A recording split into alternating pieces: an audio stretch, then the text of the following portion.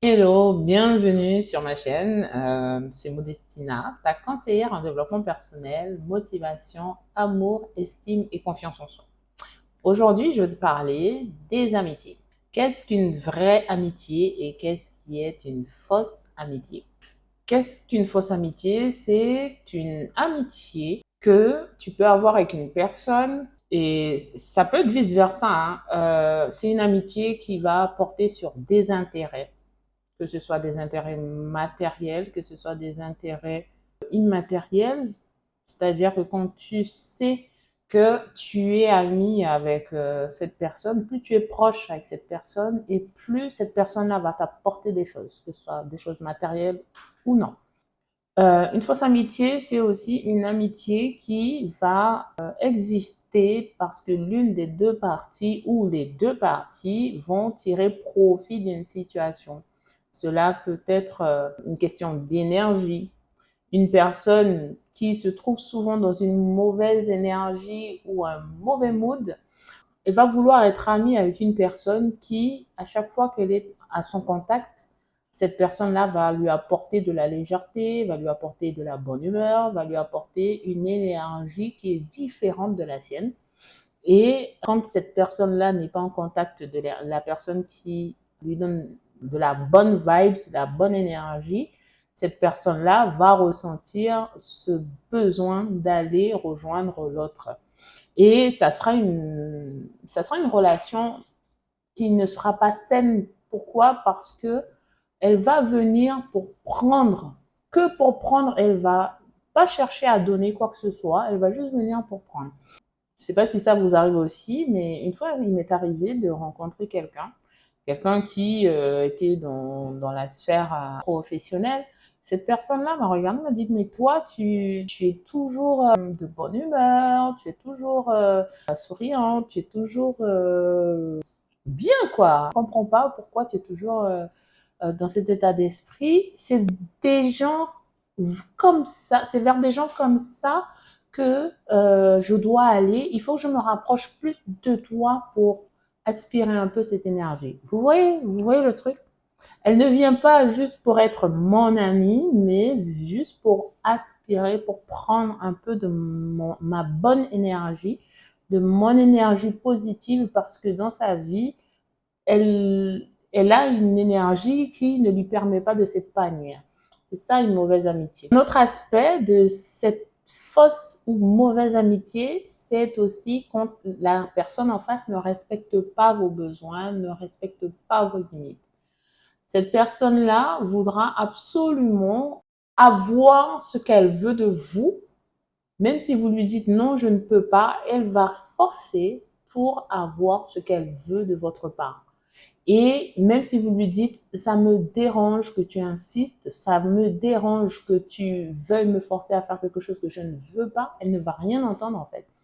Cette personne-là ne va rien entendre parce que ce dont elle a besoin, c'est d'atteindre son but, d'atteindre son objectif.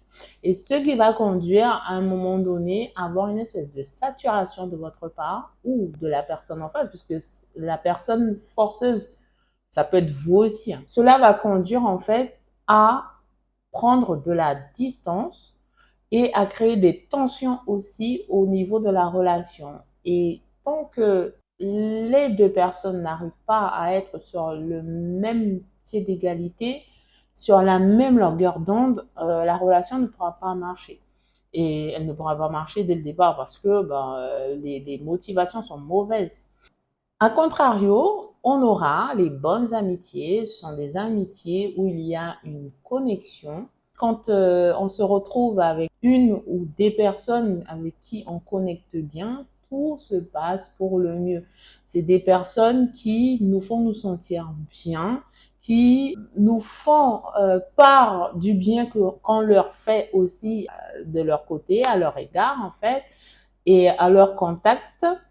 Chacun va pouvoir apporter un peu de bonheur, un peu de bien-être à la personne qui est en face. Que ce soit vous, que ce soit la personne, chacun va apporter sa petite part pour construire une relation saine, une relation harmonieuse, une relation amicale qui va vous pousser toutes les deux ou tous les deux vers le haut.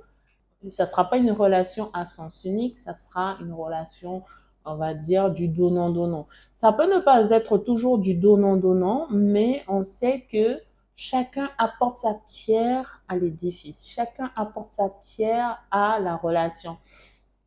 Chacun fait de son mieux pour donner une part de bonheur à l'autre et pas juste venir grappiller le bonheur chez l'autre, juste prendre et ne rien recevoir en retour.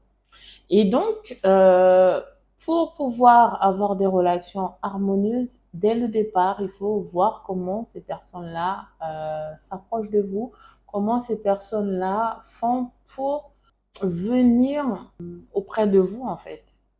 Est-ce que c'est juste vous approcher pour apprendre à vous connaître ou vous approcher pour savoir qu'est-ce que vous pouvez leur apporter?